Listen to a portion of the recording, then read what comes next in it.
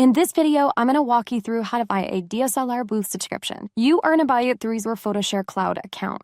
What is PhotoShare Cloud?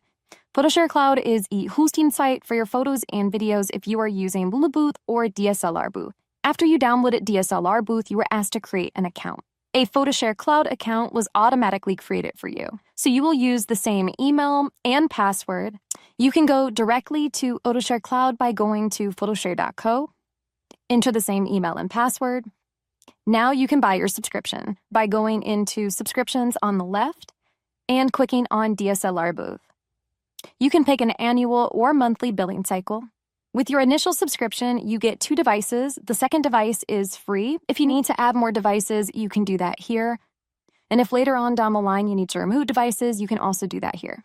And that is how you subscribe to DSLR Booth. Hit the like and subscribe button for more DSLR Booth tutorials.